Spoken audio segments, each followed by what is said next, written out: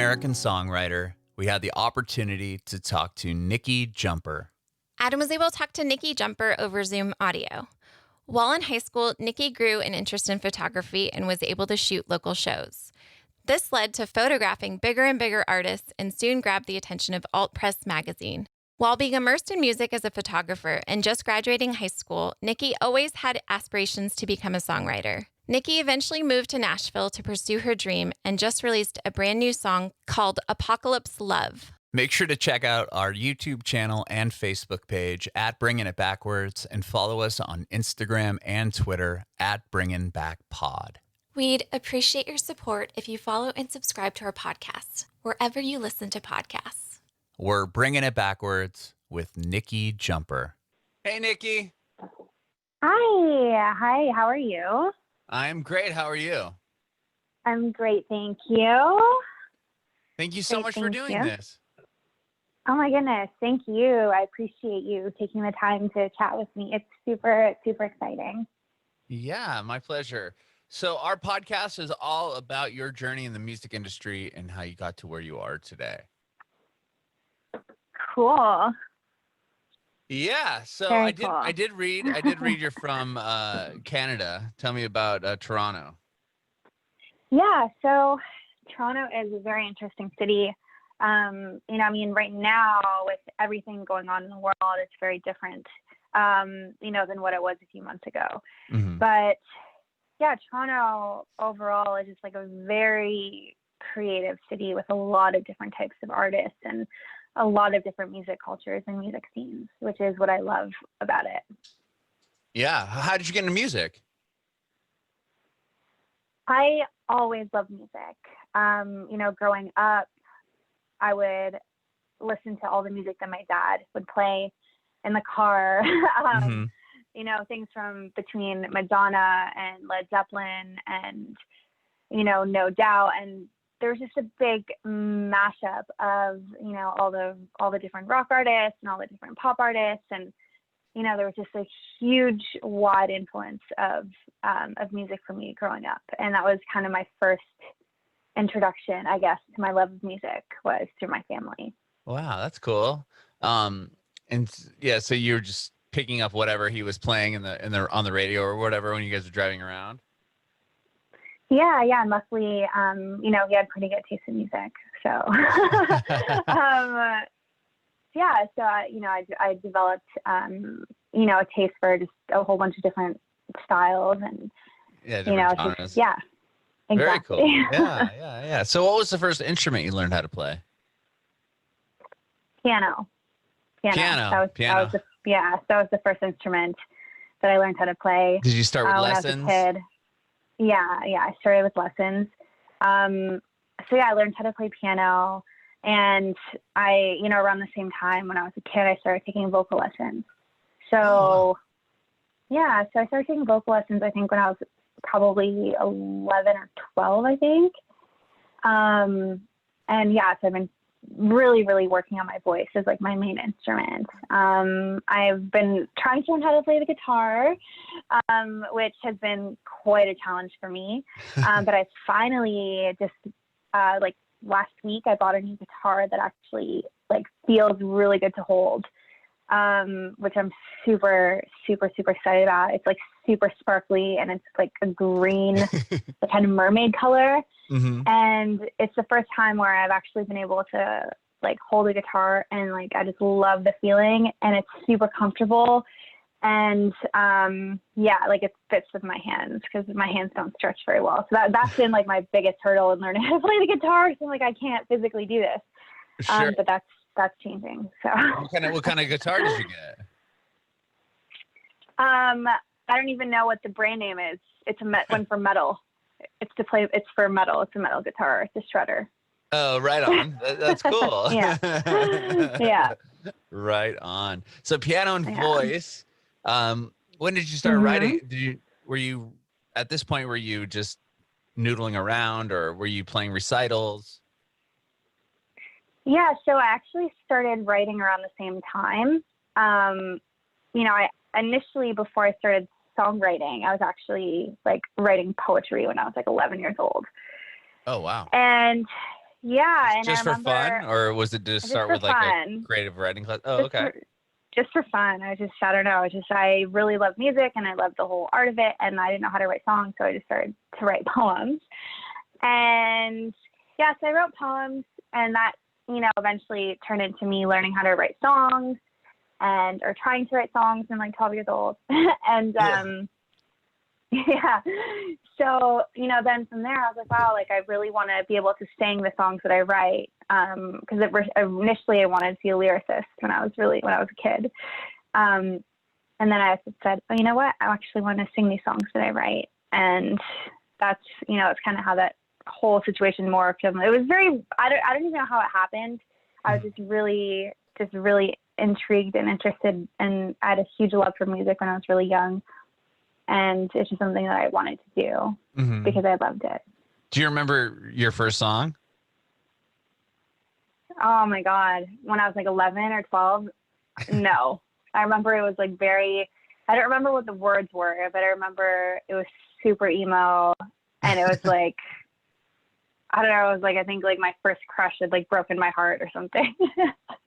Sure. It's not pretty typical first song. Yeah. That's funny. Well, from there, what did you start a band or anything like in high school? So at that point I was really, I didn't start a band, but I was just doing a lot of writing on my own, a lot of music lessons on my own, a lot of singing on my own. And I had become a music photographer because all my friends were artists and musicians. So I ended up being, I ended up just shooting a lot of music and getting into the music scene Wow. that way. How did you do that? How'd you take that route in? Were you like a photographer in school? Well, okay. So when I think I was 15, one of my best friends that was in a band, he said, hey, Nikki, can you come take photos of our band playing tonight? And I was like, okay, sure. I don't know how to take photos, but I'll do it. And I shot photos that night and like everyone freaked out. They were like, oh my God, you're so good. This is crazy. So I started shooting photos all the time for my friends. Mm-hmm. And then about probably a year later, somebody in a band, one of my other friends' bands, hit me up and he's like, hey, our photographer that was going to shoot our spread for Alternative Press just like had to cancel last minute. Can you come shoot for AP? And I was like, okay, sure. So I shot for Alternative Press when I was like 16 huge. years old. Oh yeah. God. And then so I did that. And then as soon as I did that, I basically like reached out to like every other music mag that I could see on the shelves. And I was like, hey, I shot for AP. Do you need a photographer? And then I ended up like shooting for like every major music magazine, like all throughout high school. Oh my God. And then by the time I was like 18, 19, I was shooting basically full time for like Gibson, Jaeger, all the music entertainment companies. I started shooting for Live Nation. And I was shooting like all the super, super huge artists and all the music brands and everything related in that world. So, wow. Yeah. So basically my love of music kind of threw me into this whole world of photography. And, and so in the background, while this all was happening, I was like so inspired by the music scene and everything. And I was, still writing and still working on my music and still doing all this stuff. And then when I must have been like 18 or 19. I was like, I really need to go and like pursue what I want to do. Like I love music so much and I was surrounded by it. So I went and I booked a flight to Nashville to work with Brett Manning, who's my vocal coach. And so I went down and that's when I basically recorded my first like real demo, I guess EP, because we did a few different songs. So yeah, so I ended up writing and recording and kind of starting that whole venture out in Nashville. Wow. So did you give up on the photography, or you're still doing that? So I was still doing that. So I basically after that, like I was doing photography and shooting for probably the next 5 years. Well, at the same time I was working on my music. Oh, okay. Yeah. And that was kind of when those two worlds kind of started to collide a little bit. Mm-hmm. Why did you choose Nashville? Just because you knew it was like a songwriting town? Yeah, I knew it was a songwriting town. And the reason why I chose Nashville specifically is because I wanted to study with and learn from Brett Manning. Oh, okay. So, You went there just to learn from him specifically. Yeah. So I went, I literally Googled like best vocal coach in the world, and his name came up, and I was like, okay, I guess I'm going to Nashville.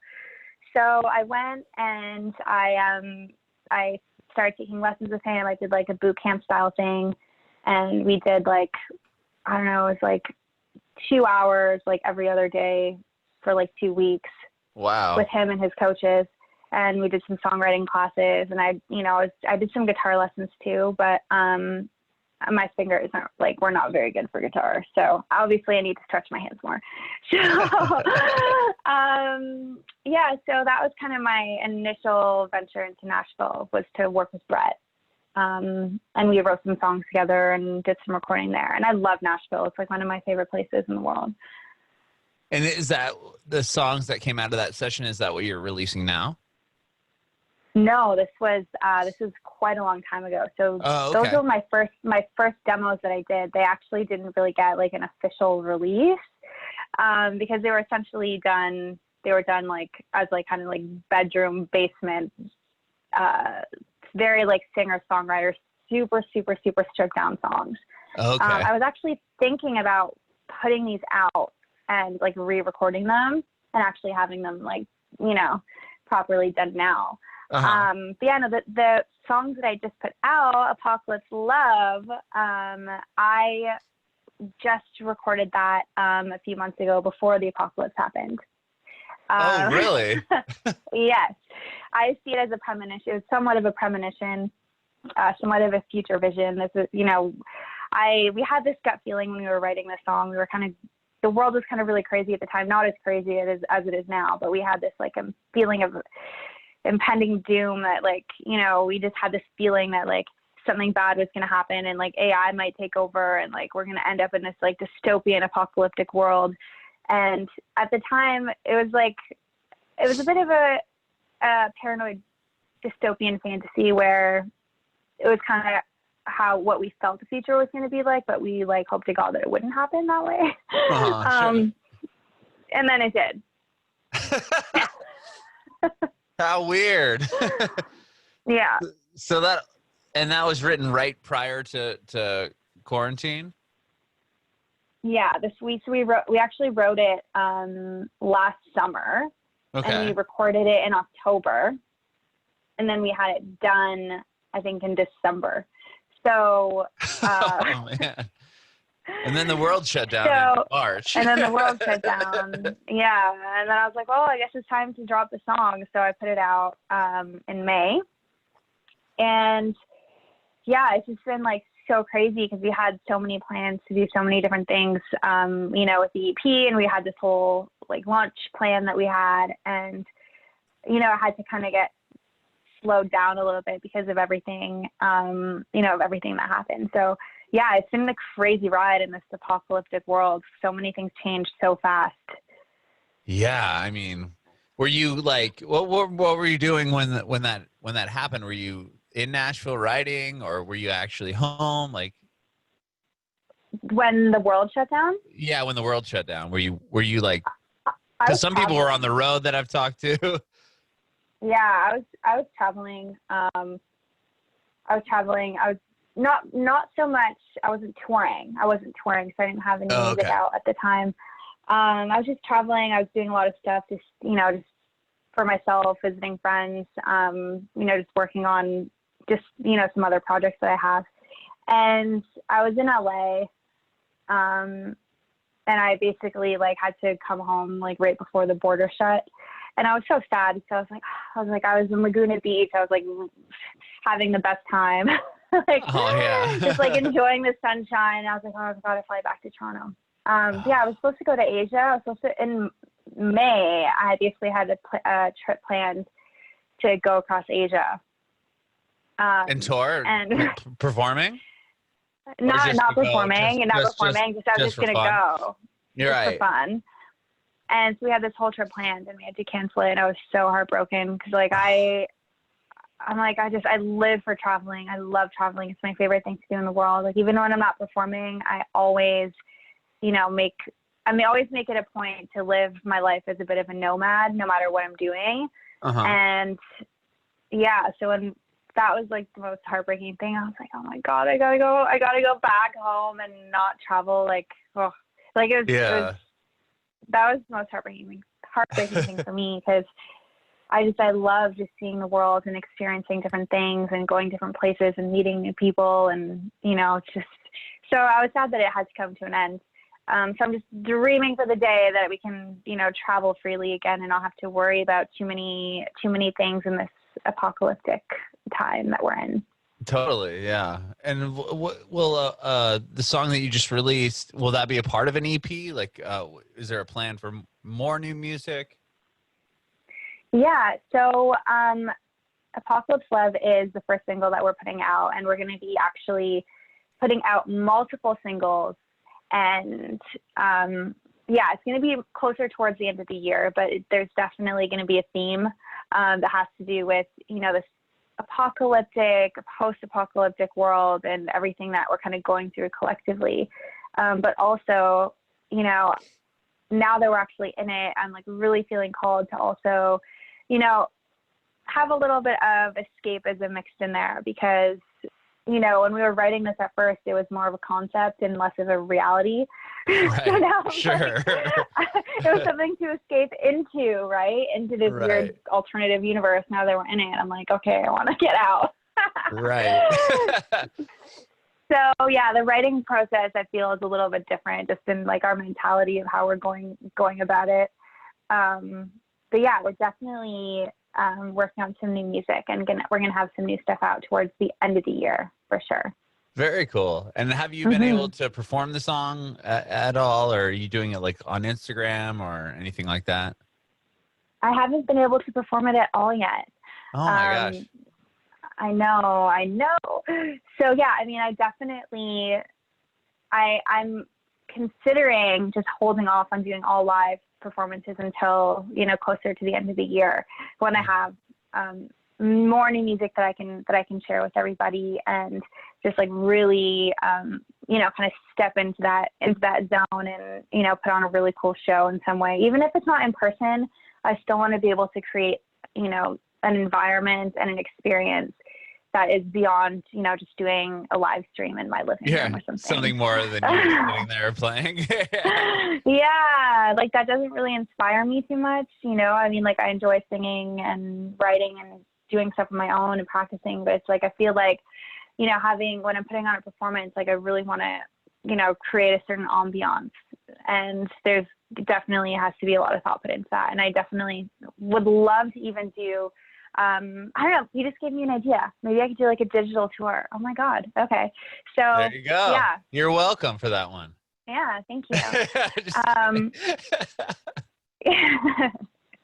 Yeah. I mean, I think it would be really cool to do that. Like to actually have like a digital tour that's more than a living room show or something, right? Where it has the elements of a live show, the feel of a live show, but just have it more digital. So I think that's probably what I want to do. Like I love technology, and I really think that, I want to do what is going to be best for the music and for the experience of the listener and the music lover.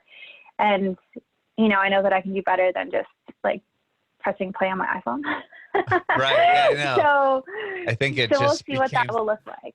Yeah. I think it just became something so much. I mean, nobody anticipated this happening, obviously, or the period of time that would be stuck inside, because in the beginning everyone was like jumping right on, okay, I'm going to do a live stream and I'm going to do it every day and I'm going to do covers and I'm going to do this. And then it's like 6 months later, we're still here inside.